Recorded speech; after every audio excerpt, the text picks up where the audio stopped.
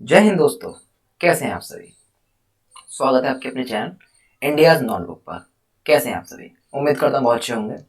दोस्तों, जैसे कि आपको पता ही है, हमारी वीडियो डेली कंटिन्यू आ रही हैं। सो इसलिए आप वीडियो को डेली फॉलो करते रहिए। हम भी इसलिए डाल रहे हैं डेली कंटिन्यू वीडियो, ताकि आपके एग्जाम भी सर पर आ चुके हैं, आपका कोई भी एग्जाम में क्वेश्चन मिस ना हो सके। तो इसलिए आप फॉलो करते रहिए रेगुलर वीडियो को। और आपको टाइम टेबल पता ही है कि कौन सी वीडियो कितने बजे डाली जाती है। तो आज की वीडियो शुरू करते हैं बिना टाइम वेस्ट करते हुए। चलिए पहला क्वेश्चन देखते हैं। आज आपका सेट 8 नंबर 8 है जीके जीएस का, जो कि बहुत इंपॉर्टेंट है। मैं इंपॉर्टेंट चीज उठाता हूँ। तो चलिए आज का इंपॉर्टेंट क्वेश्चन देखते हैं। पहला पहला क्वेश्चन है आपका, भारत के किस ओहदे को कार्यकारी प्रमुख माना जाता है। चलिए 10 सेकंड का टाइम आपके पास।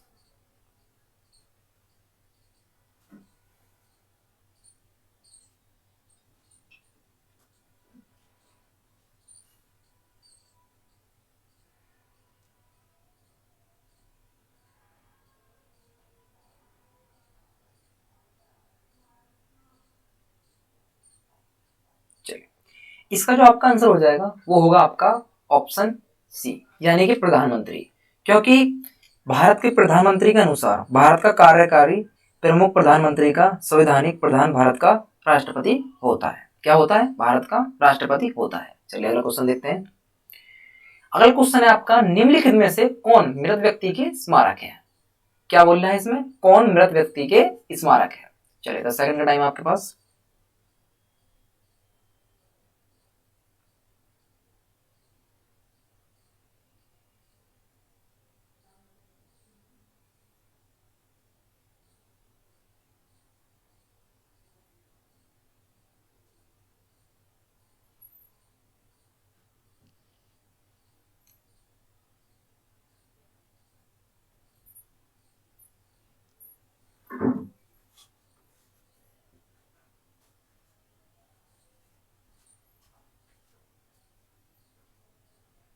चलिए इसका आपका आंसर जो हो जाएगा वो होगा आपका सभी।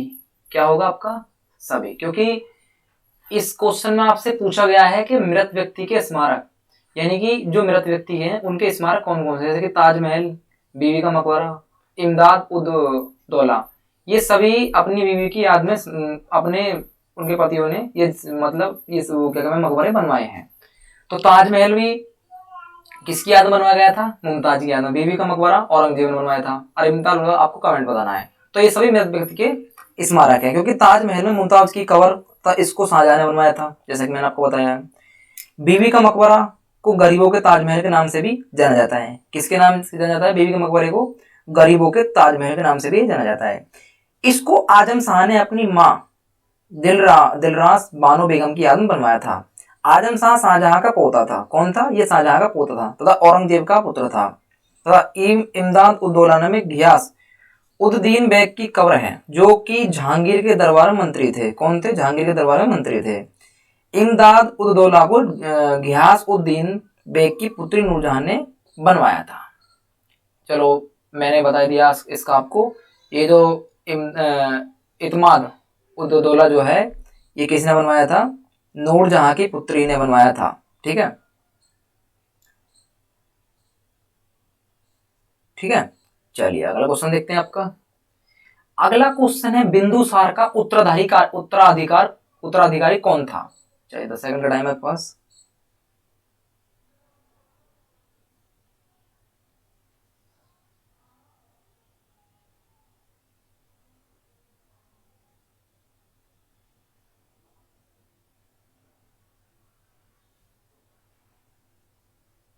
चलिए इसका जो आपका आंसर हो जाएगा वो होगा आपका ऑप्शन डी।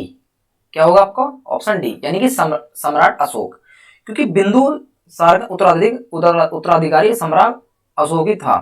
बिंदुसार के पुत्र चंद्रगुप्त मौर्य के वो पोते थे। कौन थे? जो बिंदुसार के पुत्र थे चंद्रगुप्त के वो पोते थे। ठीक है, चलिए अगला क्वेश्चन देखते हैं। अगला क्वेश्चन है आपका, भारतीय संविधान को पहली बार कब संशोधित किया गया था। 10 सेकंड का टाइम है आपके पास।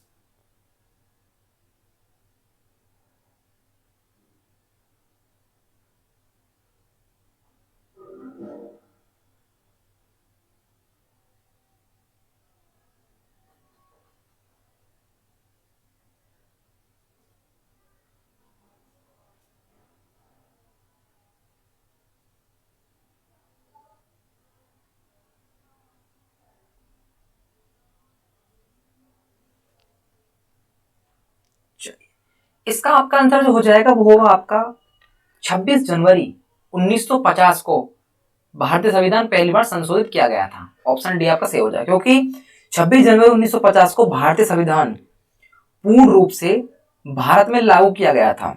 कहाँ किया गया था? अपने भारत में लागू किया गया था। इसको सर्वप्रथम 1951 में संशोधित किया गया था, यानी कि 1950 में तो ये लागू किया गया था, और आपका ये ऑप्शन भी हो जाएगा, मैं सॉरी माफ चाहता हूँ, और 1951 में आपका ये संशोधित हुआ था। ठीक है, जिसमें समानता, संपत्ति और स्वतंत्रता के नियमों और बदलावों और संविधान में 9वीं सूची जोड़ी गई थी। कौन सूची जोड़ी गई थी? 9वीं अनुसूची जोड़ी गई थी।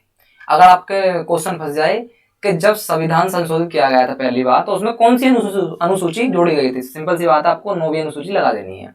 चलिए अगला क्वेश्चन देखते हैं। अगला क्वेश्चन है आपका, निम्न में से किस नदी को बंगाल का शौक के नाम से जाना जाता है? 10 सेकंड का टाइम है आपके पास।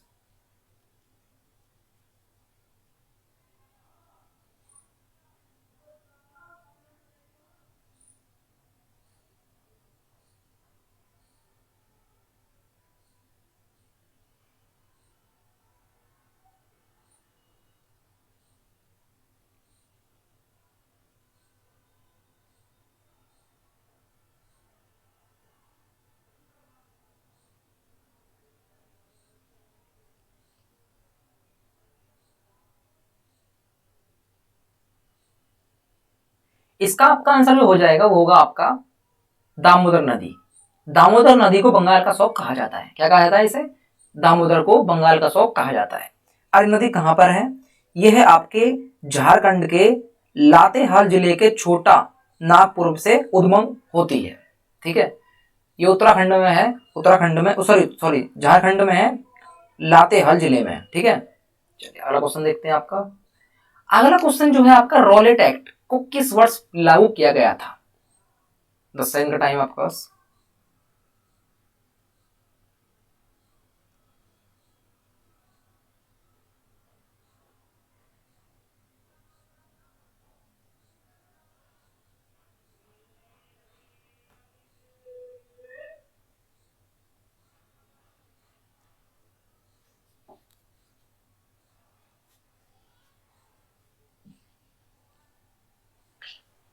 इसका आपका आंसर जो हो जाएगा वो होगा आपका 1919, यानी कि इसे जो पारित किया गया था वो 19 मार्च 1919 को लागू किया गया था। इसको काला कानून के नाम से भी जाना जाता है। किसके नाम से जाना जाता है इसको? काला कानून के नाम से भी जाना जाता है। इसमें अनुसार किसी भी संदेशहास्त व्यक्ति को बिना मुकदमा चलाए गिरफ्तार किया जा सकता है। 13 अप्रैल 1919 में जलियांवाला बाग हत्याकांड हुआ था, यानी कि इसको लागू करने के बाद 13 अप्रैल 1919 में जलियांवाला बाग हत्याकांड हुआ था। चलिए अगला क्वेश्चन देखते हैं। अगला क्वेश्चन है, महाराणा प्रताप अपने घोड़े को किस नाम से बुलाया करते थे? 10 सेकंड का टाइम है आपके पास।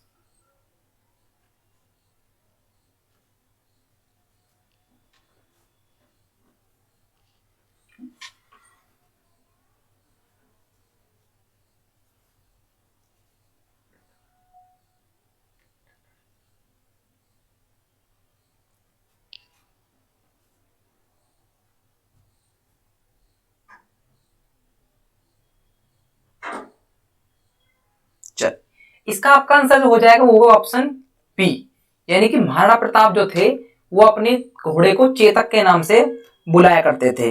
1576 में महाराणा प्रताप और अकबर के मध्य हल्दी घाटी का युद्ध हुआ था। हल्दी घाटी, अगर बाई चांस क्वेश्चन फंस जाए कि हल्दी घाटी का युद्ध किस वर्ष में हुआ था, तो ये हुआ था आपका 1576 में। और किस किसके बीच हुआ था? महाराणा प्रताप और अकबर के बीच में हुआ था, जिसमें महाराणा प्रताप की हार हुई और अकबर की विजय हुई। चलिए अगला क्वेश्चन देखते हैं आपका। अगला क्वेश्चन है आपका, कर्णम मलेश्वरी निम्न में से किस खेल से संबंधित थी? चलिए 10 सेकंड का टाइम है आपके पास।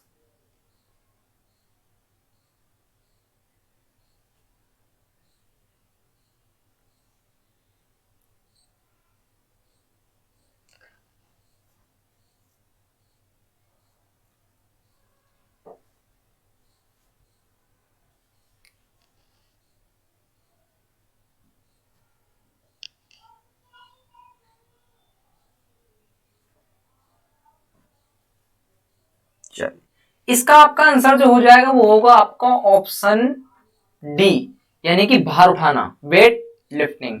ठीक है, क्योंकि ये जो थी, हाँ ये इसी खेल संबंधित थी, ये भार उठाती थी। ठीक है, चलिए अगला क्वेश्चन देखते हैं आपका। अगला क्वेश्चन जो है आपका वो है, निम्न में से किस उपग्रह ने चंद्रमा का सबसे पहले चक्कर लगाया था? 10 सेकंड का टाइम है और इंपॉर्टेंट क्वेश्चन है।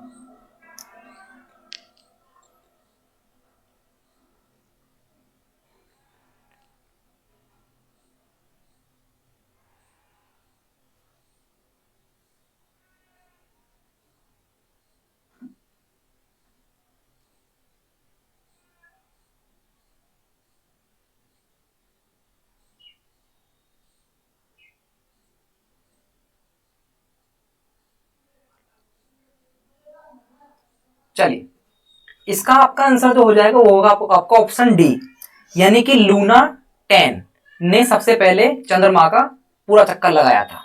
अगला क्वेश्चन देखते हैं आपका।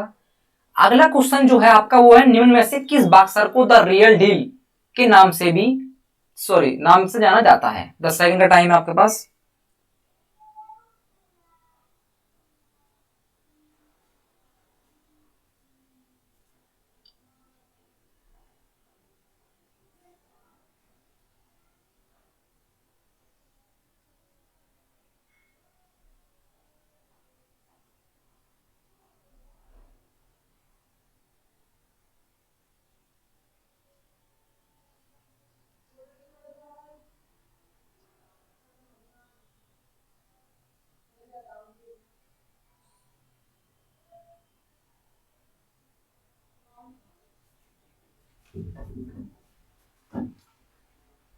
चलिए, इसका आपका आंसर जो हो जाएगा वो होगा आपका ऑप्शन बी।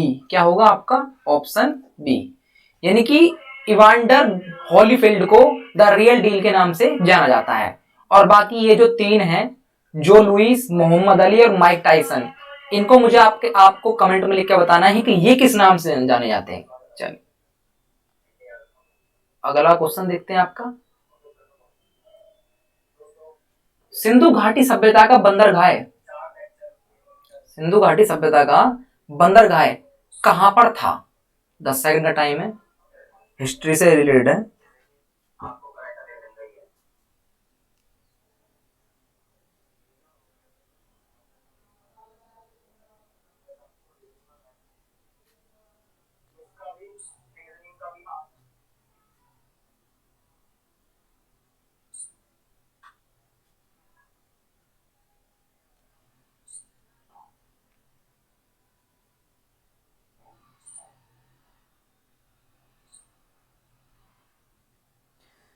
इसका आपका आंसर जो हो जाएगा वो होगा आपका ऑप्शन ए। क्या होगा? लोथल, क्योंकि सिंधु घाटी सभ्यता का बंदरगाह लोथल था। लोथल अहमदाबाद जिले में भगोना नदी के किनारे बसा है, और अहमदाबाद कहाँ है? गुजरात में है। ठीक है, वर्ष 1955 व 1962 के मध्य लोथल में खुदाई करवाई गई, जिसमें लगभग 2 मील के घरों में बसे एक नगर के कुछ अवशेष प्राप्त हुए। लोथल की खुदाई करने पर यहाँ की सबसे बड़ी उपलब्धि यह थी कि यह एक पक्की ईंटों का एक विशाल घेरा मिला था, जिसे राम महोदय ने जहाजों की गोदी बताया था। लोथल बस्ती अलग अलग टीलों में होकर एक ही दीवार के घेरे में बनी हुई थी। कहाँ बनी हुई थी? एक ही दीवार के घेरे में बनी हुई थी। लोथल की खुदाई एस.आर. राव के निर्देशन पर की गई थी। किसके निर्देशन पर की गई थी? एस.आर. राव। चलिए, और एस.आर. राव की मुझे फुल फॉर्म बताना है आपको कमेंट में, क्या है। चलिए अगला क्वेश्चन देखते हैं। अगला क्वेश्चन भी आपका हिस्ट्री से रिलेटेड है। सिंधु घाटी सभ्यता किस लिपि में लिखी गई है? चलिए 10 सेकंड का टाइम है आपके पास।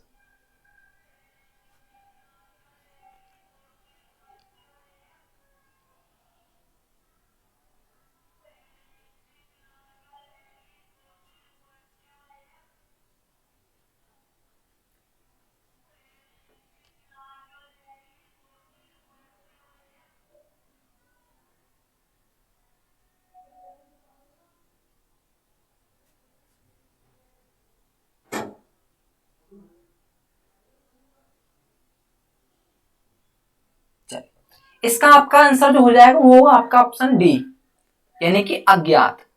क्योंकि सिंधु घाटी सभ्यता की लिपि अभी तक समझ में नहीं आई है, इसलिए इसे किसी भाषा में नहीं लिखा जाएगा।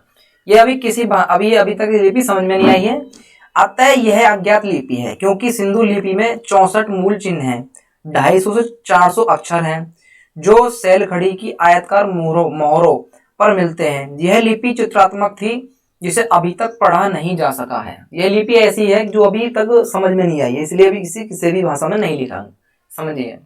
चलिए अगला क्वेश्चन देखते हैं आपका। प्राचीन भारत में कितने प्रकार के विवाह होते थे? 10 सेकंड का टाइम है, बहुत ही इंपॉर्टेंट क्वेश्चन है।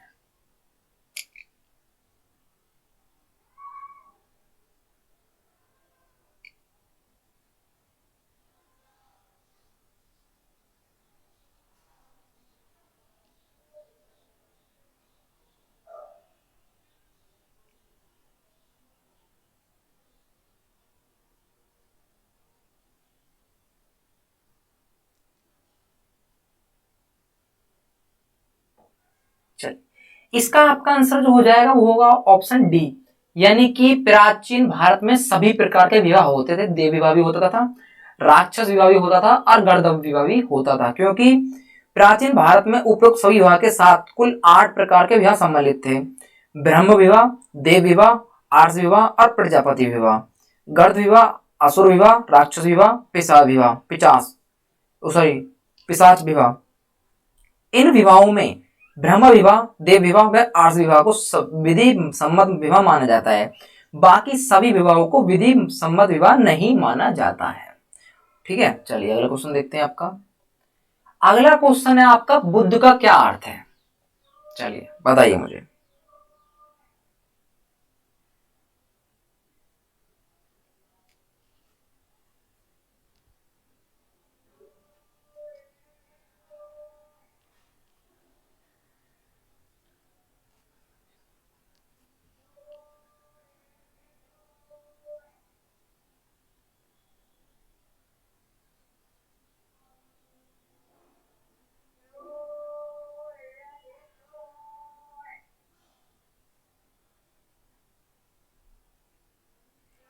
इसका जो आपका आंसर होगा वो होगा आपका ऑप्शन बी, यानी कि ज्ञान की प्राप्ति। ठीक है, क्योंकि बुद्ध का अर्थ जो होता है वो ज्ञान की प्राप्ति करने वाला होता है। गौतम बुद्ध जी का जन्म, थोड़ा बुद्ध जी के बारे में जान लेते हैं। गौतम बुद्ध जी का जन्म जो हुआ था वो कपिलवस्तु में हुआ था। ठीक है, कपिलवस्तु में के समीप लुम्बिनी में 1563 ईसा पूर्व में हुआ था। जबकि गौतम बुद्ध जी ने अपनी 6 वर्ष की साधना के बाद 35 वर्ष की आयु में इन्होंने ज्ञान की प्राप्ति हुई। गौतम बुद्ध जी का बचपन का नाम सिद्धार्थ था। ज्ञान प्राप्ति के बाद इन्हें सब कुछ बुद्ध के नाम से जानने लगे थे। बौद्धिक साहित्य की पहचान त्रिपिटक थी, त्रिपिटक थे है। प्रथम बुद्ध परिषद का आयोजन राजगृह में किया गया। बुद्ध शाक्य वंश से संबंधित थे। कौन से वंश से संबंधित थे? शाक्य वंश से। अगर बाई चांस क्वेश्चन बन जाए कि हमारे गौतम बुद्ध जो थे वो किस वंश के, वो जो थे किस वंश के थे?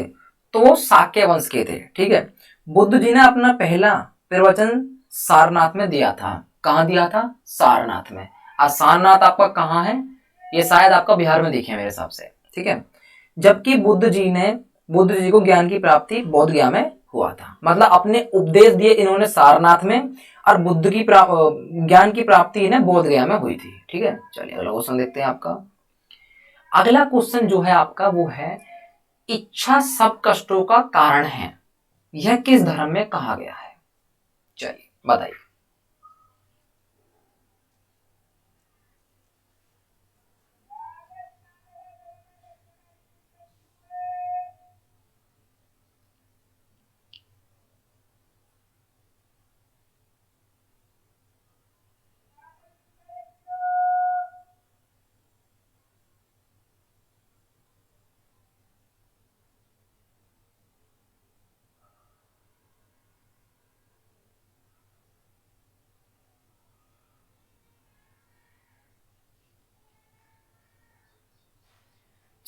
इसका जो आपका आंसर होगा, ये जो कारण दिया गया है वो आपका जैन धर्म में दिया गया है। किस धर्म में? जैन धर्म में। क्योंकि इच्छा सभी कष्टों का कारण है, यह बौद्ध धर्म में कहा गया है। किसमें कहा गया है? बौद्ध धर्म में।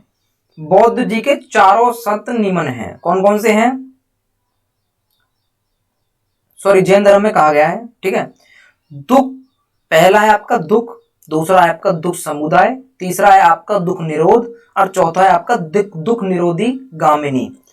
जैन धर्म में बुद्ध धर्म संग मिलकर त्रिरत्न कहलाते थे। बौद्ध धर्म में अर्ध गुंबदाकार छत्र को स्तूप कहा जाता था। इस स्तूप को चैत्य भी कहा जाता है। जैसे कि आपने सांची का स्तूप सुना है, तो स्तूप को पहले छत्र कहा जाता था। और सांची का स्तूप कहाँ है? जो सम्राट अशोक ने बनवाया था, वो है आपका उड़ीसा में। ठीक है। चलिए अगला क्वेश्चन देखते हैं आपका। अगला क्वेश्चन है आपका, जैन धर्म के वास्तविक संस्थापक किसे माने जाते हैं? किसे माना जाता है?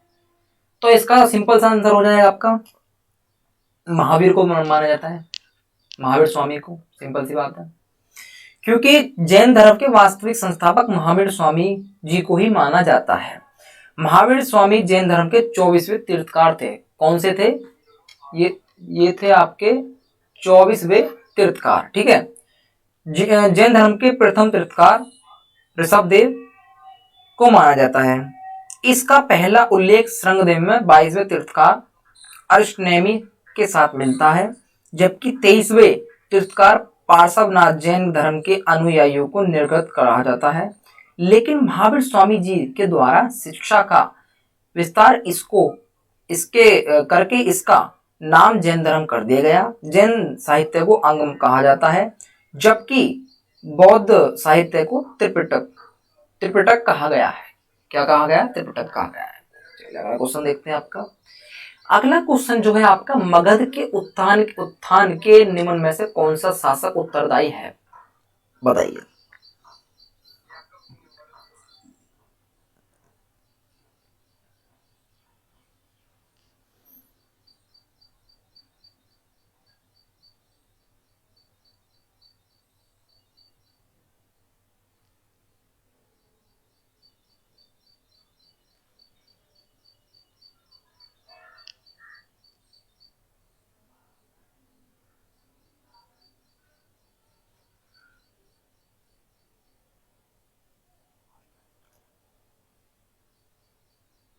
चलिए, इसका आपका आंसर जो हो जाएगा वो होगा आपका बिंबिसार। क्या होगा आपका? बिंबिसार। ठीक है। क्योंकि मगध के उत्थान के लिए बिंबिसार को उत्तरदायी समझा गया।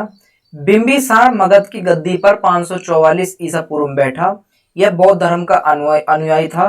बिंबिसार की हत्या उसके पुत्र अजातशत्रु, बिंबिसार का पुत्र कौन था? अजातशत्रु ने कर दी। बिंबिसार ने मगध की राजधानी राजगृह को बनाया। मगध पहले राजधानी मगध थी, उसके बाद उसने राजधानी को राजगृह बना दिया। चलिए अगला क्वेश्चन देखते हैं आपका। अगला क्वेश्चन है आपका, सिकंदर और पोरस की लड़ाई किस नदी के किनारे लड़ी गई? चलिए बताइए।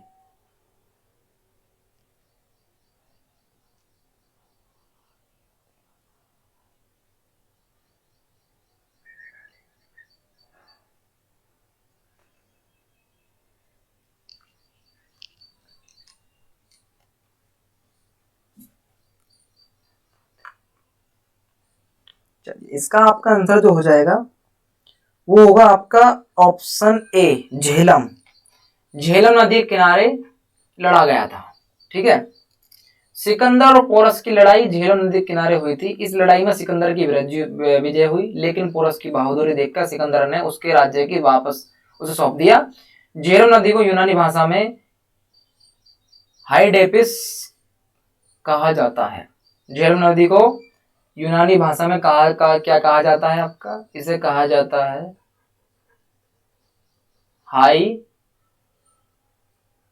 हाइडेपिस, ये याद रखना। इसे कहा जाता है यूनानी भाषा में। ठीक है। चलिए अगला क्वेश्चन देखते हैं आपका। अगला क्वेश्चन है आपका, किस मौर्य शासक ने यूनानियों को भारत से बाहर निकाला था? बहुत ही इंपॉर्टेंट क्वेश्चन है। और एग्जाम में कई बार रिपीट हो चुका है ये क्वेश्चन। चलिए बताइए इसका आंसर।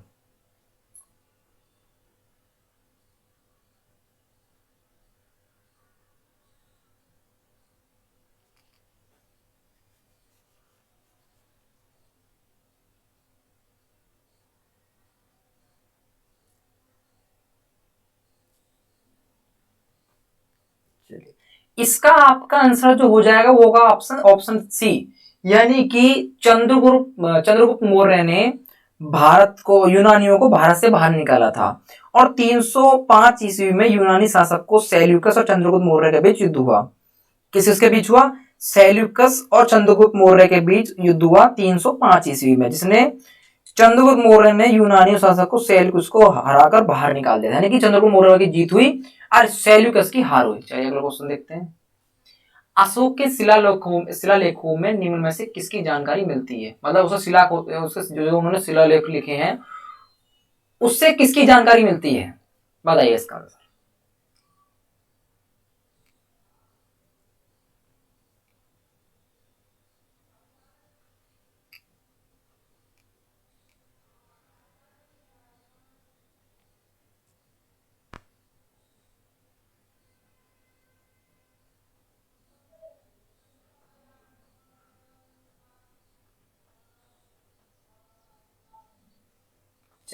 इसका आपका आंसर जो हो जाएगा वो होगा आपका ऑप्शन डी, यानी कि अशोक के शिलालेख की जो जानकारी मिलती है सभी जानकारी मिलती है, विदेश नीति भी मिलती है, जीवन वृत्ति भी मिलता है और आंतरिक रीति भी मिलती है, क्योंकि जो भी अपने शिलालेख लिखता है अपनी भाषाओं में उससे हर चीज की जानकारी मिलती है, क्योंकि अशोक के शिलालेखों में विदेश नीति, जीवन वृत्त और आंतरिक नीति सभी जानकारियां मिलती हैं।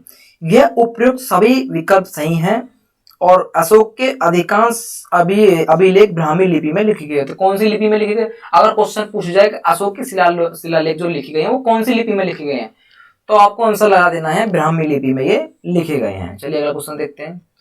अगला क्वेश्चन है अशोक के शिलालेख किस लिपि में लिखे गए? जैसे कि मैंने आपको पिछले क्वेश्चन में बताया है, ऑप्शन आपका डी हो जाएगा, ब्राह्मी लिपि में लिखे गए। अगला क्वेश्चन देखते हैं। निम्न में से कौन सी विद्यापीठ सबसे पुरानी है? चलिए इसका आंसर बताइए।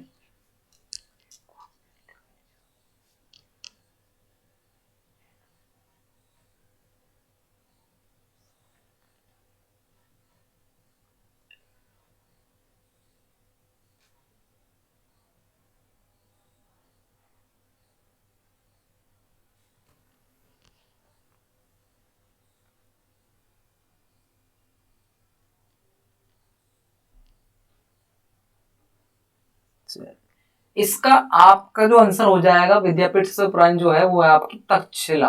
कौन सी आपकी? तक्षशिला। तक्षशिला, क्योंकि तक्षशिला सबसे पुरानी पुरानी विद्यापीठ है। तक्षशिला प्राचीन काल के गंगाधर जिला की राजधानी थी, जो वर्तमान में रावलपिंडी में से 20 किलोमीटर दूर सिंधु और झेलम नदी के बीच स्थित है। किसी से बीच स्थित है? सिंधु और झेलम नदी के बीच ये स्थित है। तक्षशिला मौर्य काल के पूर्व स्थापित किया गया था, मौर्य काल शासक से पहले स्थापित किया गया था। चलिए अगला क्वेश्चन देखते हैं आपका। अगला क्वेश्चन जो होगा आपका, विक्रमादित्य को किस नाम से जाना जाता है? जो विक्रमादित्य हैं उन्हें और किस नाम से भी जाना जाता है, बताइए मुझे।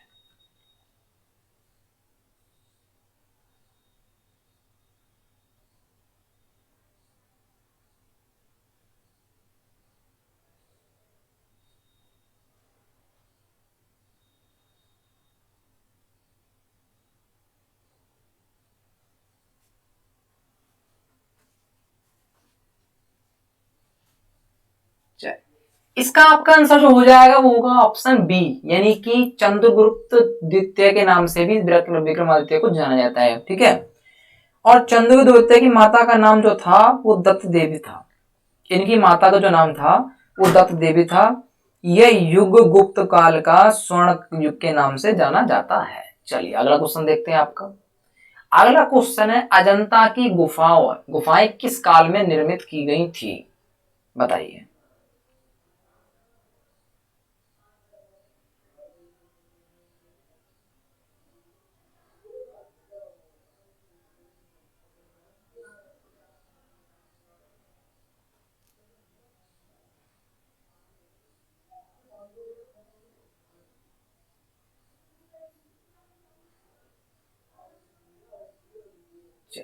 इसका आपका आंसर जो हो जाएगा वो होगा ऑप्शन ए, यानी कि अजंता की गुफाएं का जो निर्माण हुआ था वो हुआ था गुप्त काल में। ठीक है, गुप्त काल में इनका निर्माण हुआ था। अजंता की गुफा बौद्ध धर्म के चित्रण से संबंधित है, यानी कि ये जो गुफाएं बनाई हैं ये किससे संबंधित बनाई गई हैं?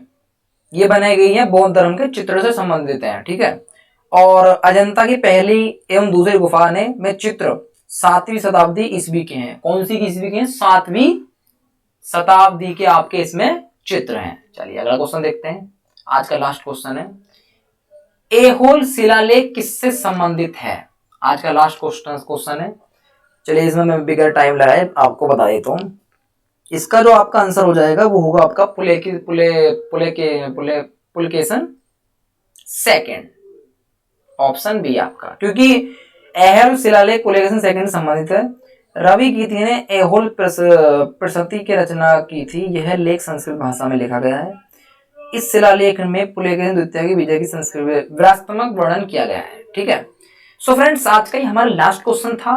ठीक है, और फ्रेंड्स आपसे एक रिक्वेस्ट भी है, मुझे पता है वीडियो ज्यादा लॉन्ग बन जाती है 25 क्वेश्चनों में भी, क्योंकि मैं इसमें आपको डिटेल समझाता हूँ और डिटेल समझानी बहुत इंपॉर्टेंट है, क्योंकि अगर क्वेश्चन की डिटेल समझा दी जाएगी तो इससे क्वेश्चन आपके माइंड में जल्दी बैठेगा, आपको पता भी चलेगा कि हाँ क्वेश्चन कैसा है ये। सो फ्रेंड्स इसलिए आपसे रिक्वेस्ट है कि आप वीडियो को 2x में देखें, ताकि वीडियो को आप जल्दी देख सकें और आपकी टाइम की बचत हो। ठीक है फ्रेंड्स, सो आज का हमारा लास्ट क्वेश्चन था। अगर आपको वीडियो पसंद आई है तो ज़्यादा से ज़्यादा लाइक करें, शेयर करें, अपने चैनल को सब्सक्राइब करना ना भूलें, और ऐसे ही बने रहिए चैनल के साथ। आपको मोस्ट इम्पोर्टेंट क्लास मिलती रहेंगी। मिलते हैं फिर अगले सेट के साथ, तब तक के लिए जय हिंद।